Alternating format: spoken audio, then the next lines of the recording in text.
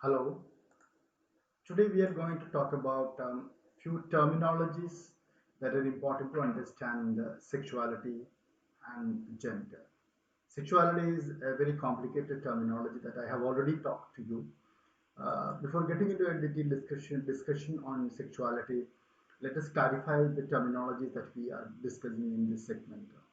The first uh, terminology or acronym is LGBTQ+. This term stands for lesbian, gay, transgender, queer, or questioning. And the plus sign at the end is intent to recognize that there are other identities that aren't named in this acronym but fall under this umbrella.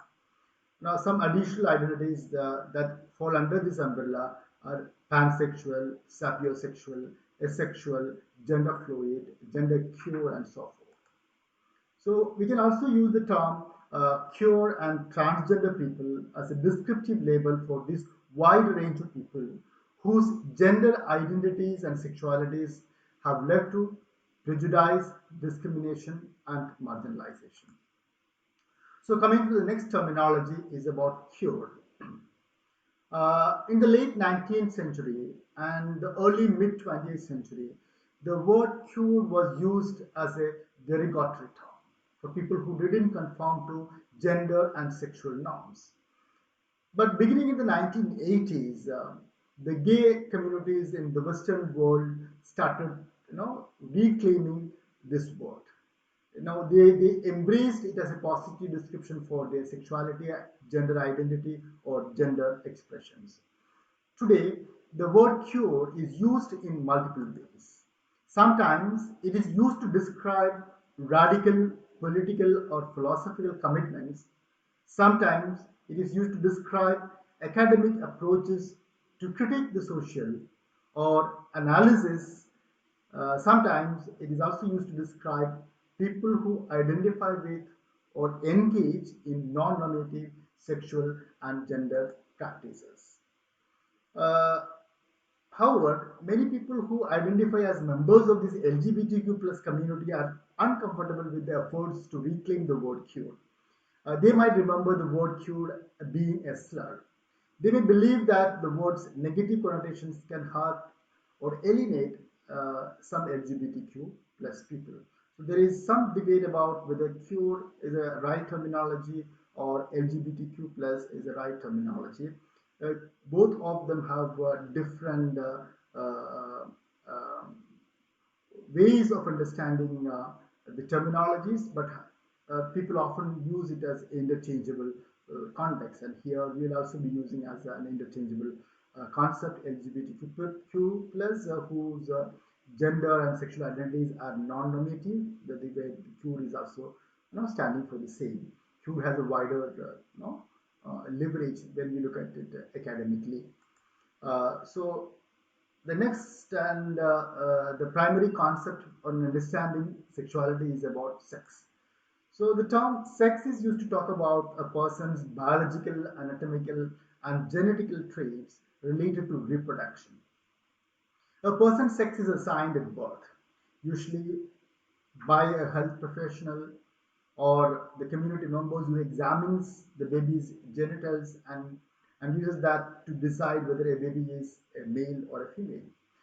Over time, a person will develop secondary sex characteristics as a result of the hormonal changes in their teenagers.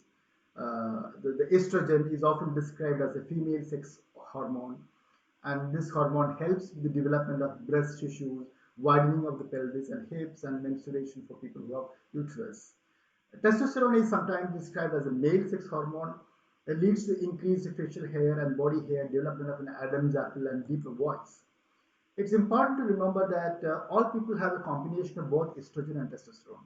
So it is not accurate to refer to them as either female or male hormones. One reason that there is so much variation in people's secondary sex characteristics is that all people have some testosterone and some estrogen in their bodies. So it is even biologically not true to call as one particular kind of a sex hormone. A person's testosterone level is one factor determining how much coarse, darker hair hair that person would grow on their face, but it is not the only factor. There are other factors. Even a person with relatively low testosterone levels may have inherited a tendency to grow facial hair. In contrast, a person with relatively high testosterone levels may not be able to grow much facial hair at all. So the next terminology is about intersex. Now, this is also another reason that critique the practice of dividing people into two sexes. Now, this intersex which complicate this understanding. The term intersex is used to describe somebody whose anatomy or genetic material doesn't fall clearly into either female or male sex categories. Some people are born with a clear intersex indicators, and some intersex conditions become visible later in a person's life. Many intersex people will never learn that they are intersex unless they get a genetic testing, because the condition doesn't always show up in physical characteristics. So intersex conditions are a lot more common than that the people generally think of. The researchers have suggested that around as many as 1 in 1500 babies, or say for example 1% of the whole born people are with intersex traits. No, this is an important part of the population itself. So coming to sexuality, as I already telling, it is a very complicated terminology. In a common parlance, it usually refers to two different things. Uh, that one means the act of the sex, or the verb as a sex, or having sex, and other means the sexual desire or sexual orientation. For example, heterosexual or homosexual. However, in social science, the notion of sexuality has much wider meaning, which usually include sexual choices, preferences, behaviors, identities, and practices, as well as our understanding of human emotions, desires, and needs concerning with sex. See, under the patriarchal and heterosexist supremacy, only the combination of male masculine or heterosexual and female feminine heterosexual are regarded as normal, standard, and healthy. These two taken for granted assumptions have been challenged by sociologists, anthropologists, feminists, and LGBTQ plus scholars or queer scholars who have attempted to open for more fluid and flexible sexual possibilities for human beings. Another important terminology is about identity. The identity refers to how an individual self-label himself or herself, or or others attribute to him or her as a member of a particular group of people. Say, for example, being a Northeast, a female, a working class. Uh, Gender or sexual identity refers to the gender and the sex that a person identifies himself or herself with, and or others attribute to him or her. Say, for example, as a man, a woman, a straight man, or a lesbian. Here, in understanding sexuality, now the body becomes an important context. The body normally refers to the natural and physical corporeal entity. But there are two important approaches in which now we can look at the body. What we call the inside out. That is how the body acquires a sense of position in the world and its connection with others. And the other one is outside in. That is how the body acts as a surface on which the social law, morality, values, and norms are inscribed, and how the body acts as a site of social resistance too. So it is a context of the social which comes in outside in, whereas the personal internal aspect of the individual comes inside out. So there are two ways of understanding the body in understanding sexuality also. So the next terminology is about desire. Desire is usually regarded as something biological.